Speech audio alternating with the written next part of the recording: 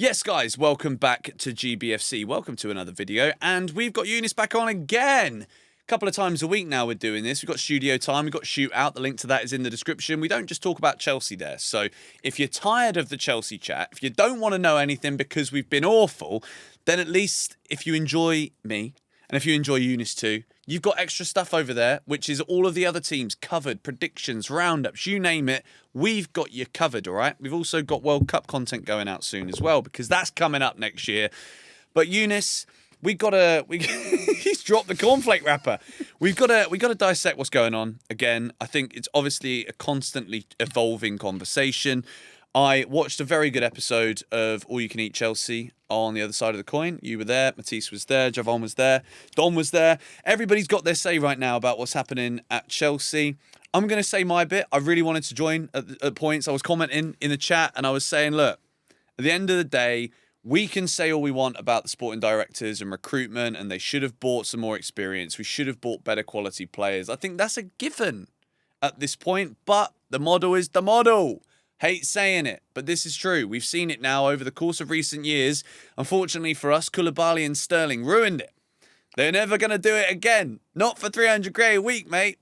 So the youngsters, that is what we do. But right now, the sporting directors can't go and buy me an Osimhen. They can't go and get me a Mark Gurhey today. So we've got what we've got, and Maresca's got to do a better job. Am I right? Yeah, I feel like, look, without a doubt, I truly believe this. If we had Osimhen, we'd be This banging, channel loves that conversation. we'd be by the banging way. in goals. Of course, no. Shout out to all the Nigerians here. Yeah, that were, big up. We remember that saga, and everyone was so excited, and I was, because I genuinely thought, okay, no, we're actually going to get Osimhen here. This is, if we had someone like him up top, it just wouldn't be a conversation. He would be scoring goals. I'm not saying he'll bang in 30 a season, but you best believe, put the ball to him, he will bang in. So I totally understand. The recruitment is something that definitely needs to be addressed. But that is something that cannot be done right now. It's impossible. The windows are closed. Yeah. On the contrary, I believe that what we actually have should still be enough to get jobs done against the smaller teams. With more so than not, they're good enough to get the job done against the bigger teams. Yeah. Right? But we can't get it done against the smaller teams? Now, why? And when we look at what's going on, well, we turn to Maresca. So the argument of, okay, we can give him better players. Yeah, of course we can.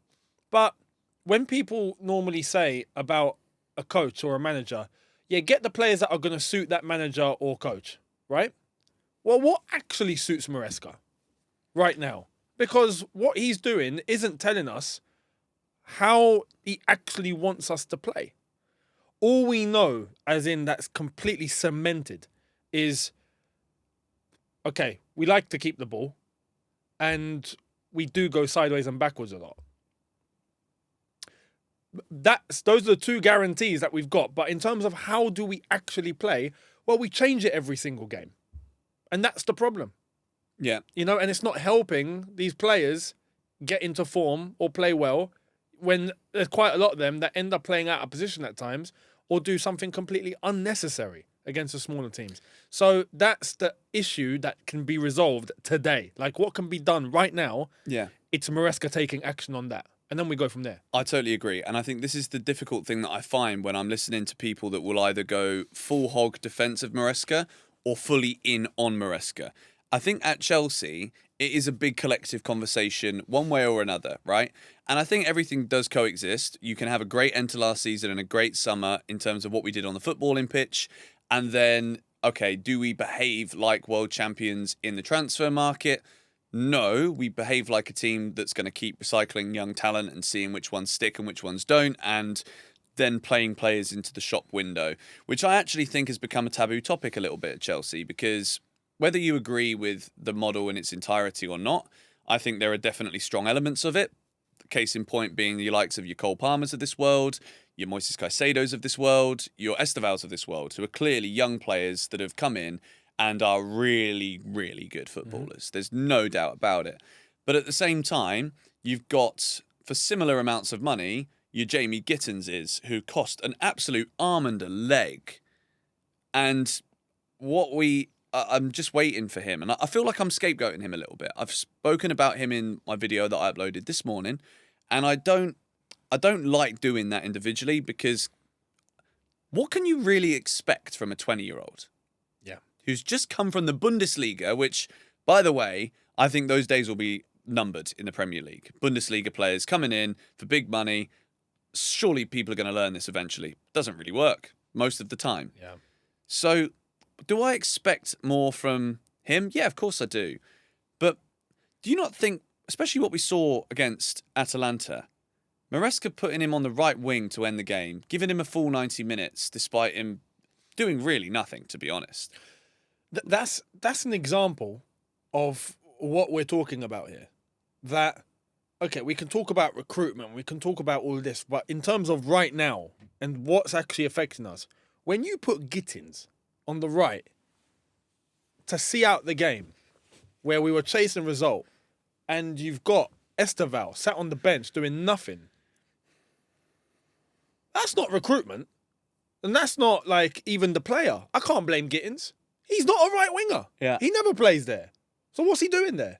Yeah. You know, and if we didn't have anyone, see, this is where it can be about recruitment, is if you don't have the options and your hands are tied and you have to makeshift something, and in a scenario you go, you know what, I've got a winger, screw it, play Gittins, I've got to put him on the right because I ain't got a choice. Garnacho has to come on because of this opponent and whatnot. Okay, at that point, yeah, he's done his absolute utmost of what he could possibly do. But no, when you've got Esteval sitting there who's fit, ready to go, no issues, why is Gittins on the right? But that was exactly what went wrong against Atalanta. And what has led up to that moment is we've seen these little signs here and there of Maresca doing something that's made all of us just start scratching our heads going, what's he doing? I've not seen such a universal agreement from the Chelsea fan base. Like, even people that would never say a bad word about anything are coming out and being like, Maresca, mate, what's going on? I've seen countless takes that I mentioned this on Shootout about, like, Matisse was saying he was mentally ill or he's sick. And to be quite honest, like, I always try and look at potential conspiracies just because it's fun in the world, right? Conspiracy theories are fun. Probably a new channel coming in the next 5 years from me about that one to elongate the YouTube career. George Benson conspiracy channel. Bro, I don't know if I would do it. Tinfoil hat. Bro, honestly.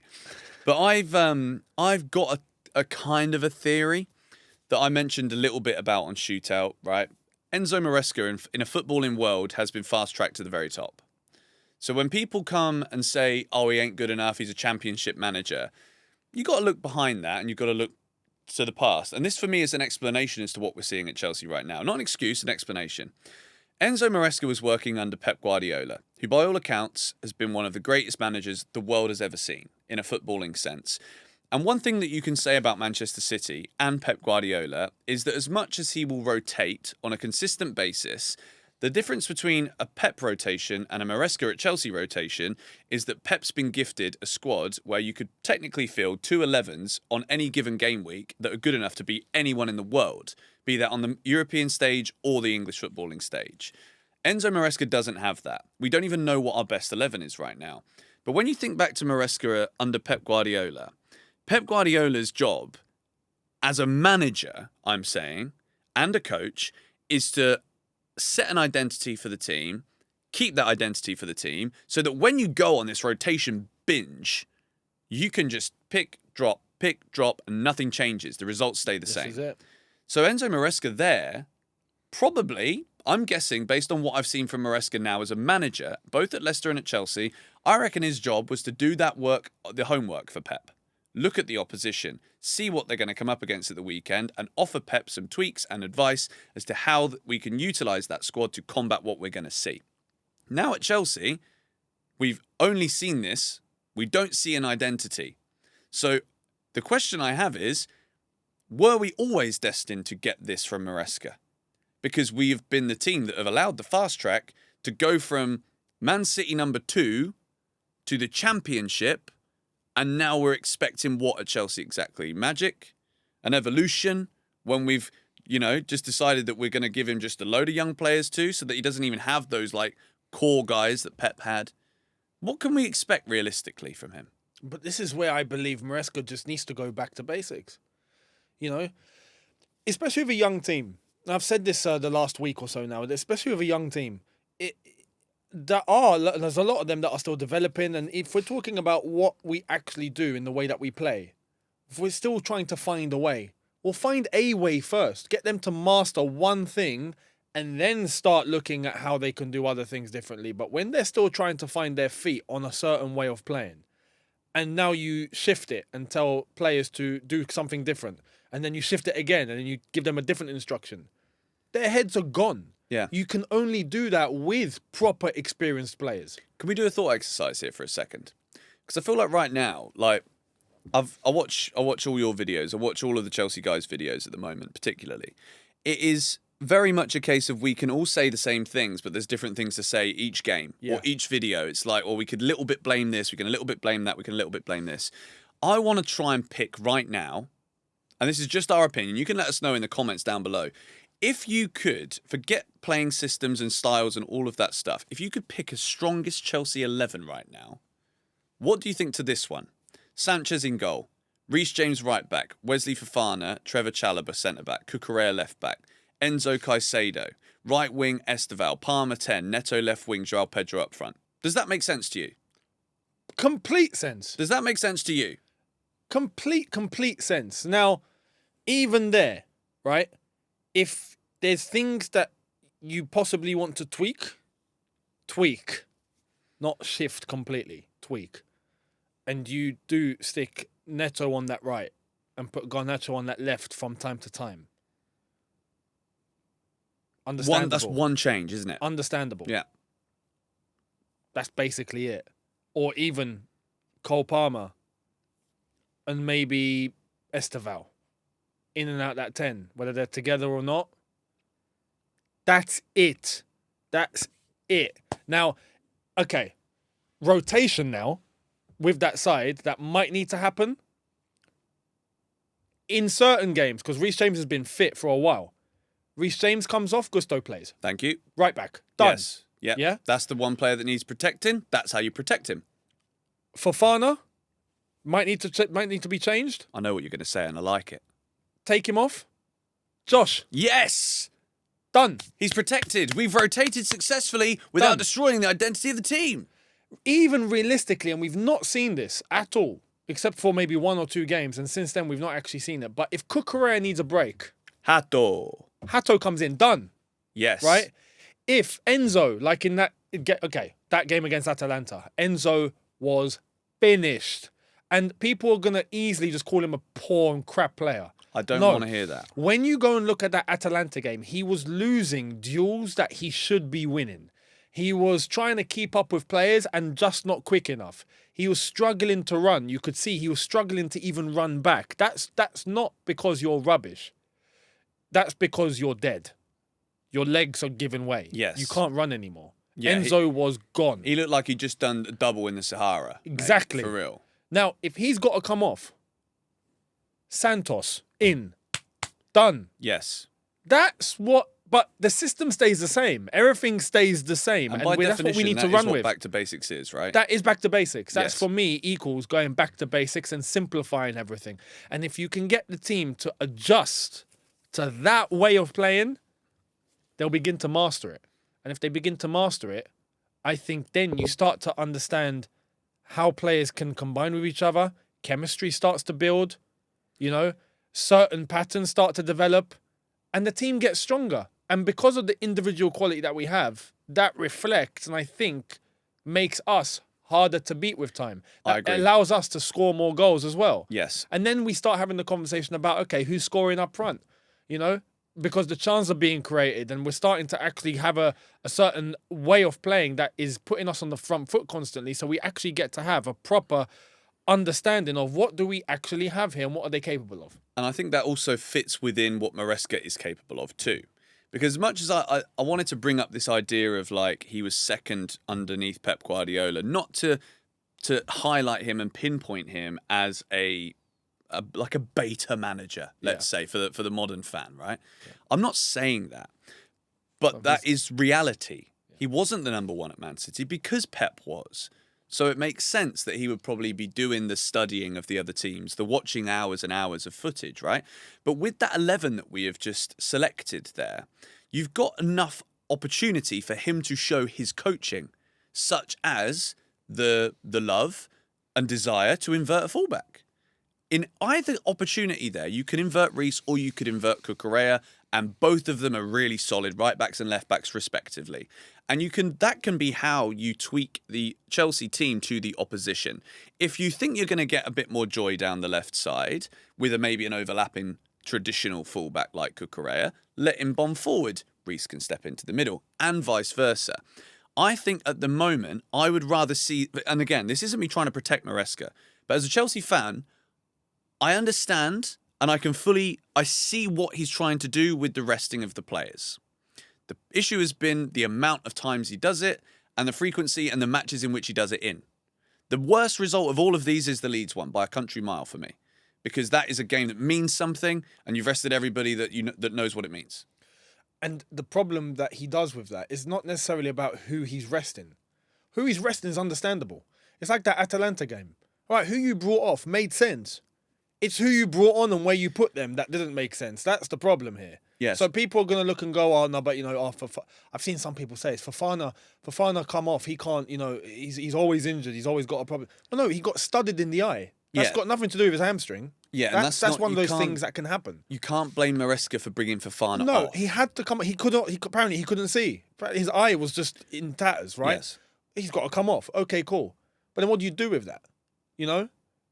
And if Enzo's got to come off, yes, he had to come off. That was the correct decision. But what do you do with that? You don't put Gusto in the 10. You bring on Santos, who's right there and has been playing well, except for one game, and all of a sudden he doesn't come on for this. Doesn't make any sense. Yeah. Or if you want someone to come on that right-hand side and you sticking Gittins on there, well, Esteval's right there. What are you doing? If Maresca does those things that make sense, then even all of us as a fan base can go, okay, no, you know what? He's done everything he could possibly do. And it's a case of, at that point, we can't just go in on the manager then. We got to look at other factors that could be affecting this, because Maresca's done everything that does make sense for this team to do something, but maybe it's just not. Then you can start having a conversation. But we can't get to that point if Maresca doesn't even do what he should be doing with the options at his disposal. Yeah. It's as simple as that. Go back to basics. But that's why I think now finding a best 11 and running with it and sticking with it. Look, these players, whether you're tired or not, I know some of them, like Enzo Fernandez, physically, I've never seen him look so off.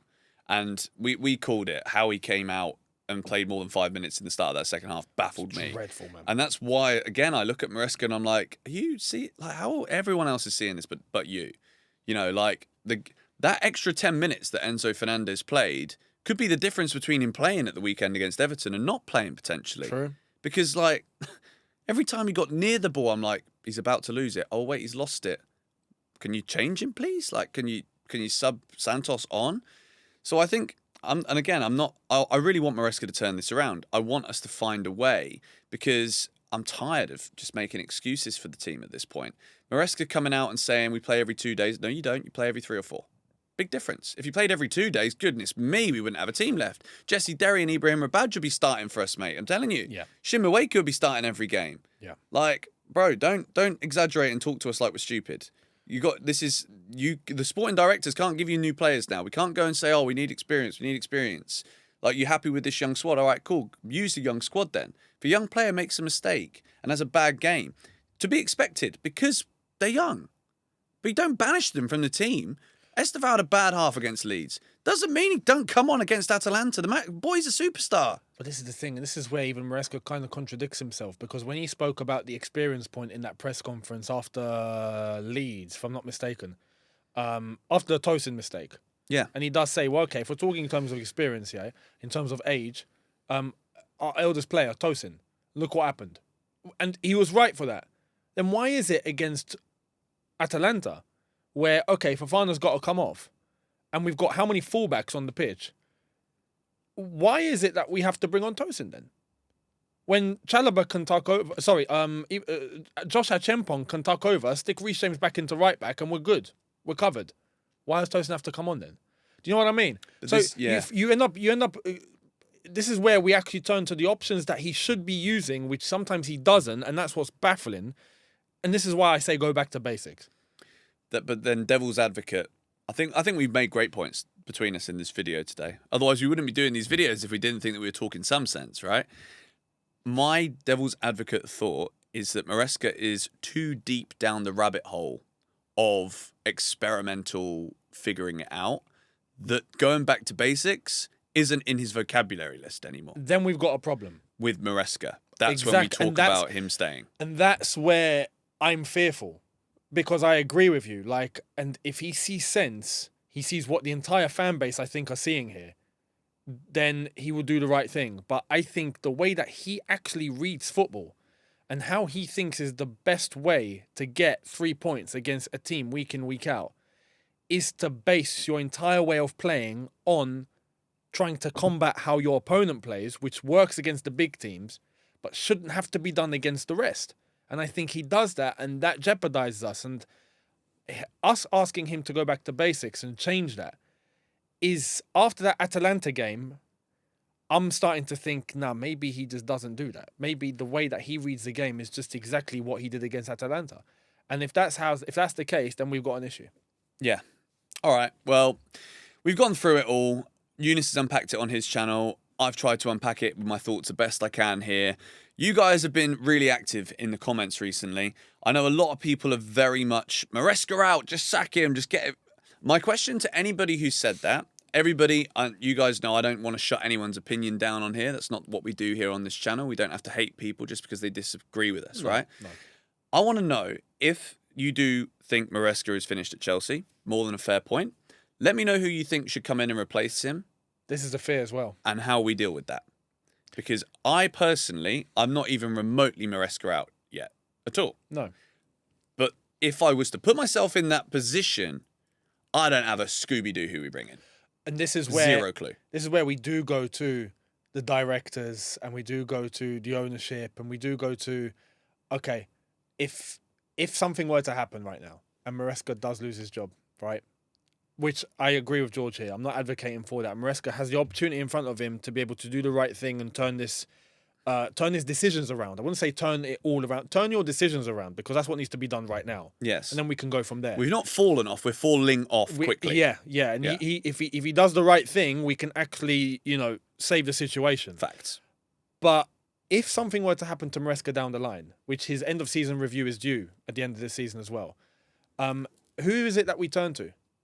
The thing is, under these directors and under this ownership at the moment, I honestly think we go to another young and upcoming manager, and it will probably be a similar cycle.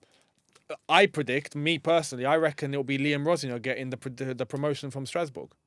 He's a really nice bloke, by the way, but if that is the case, I predict a riot. I'm going to eat some chocolate now. Chelsea's chocolate saffron. And this is where, and I'll stick this, because I remember saying this at the start of the season. Time's up, by the way, but go on. Yeah. If something were to happen with Maresca, then I am actually looking at directors as well and going, they might need to be changed too. 100%. Because you can't go through all the managers that we've gone through and then double down on someone like Maresca, and then it doesn't actually end up working. Maybe even because of his own fault, because of what we're talking about right now, that Maresca does have control over, that he should change. But if we're talking about who hired them, well, it's enough time. It's enough time for us to go, you know what? I can't trust you to make the next decision. That's the problem. So Yes. Maresca can solve the situation now if he really wants to. I'm not sure that he's going to, I'll be honest. I really hope he does. I hope he does. And I know that you lot do too. We'll see you in the next video tomorrow.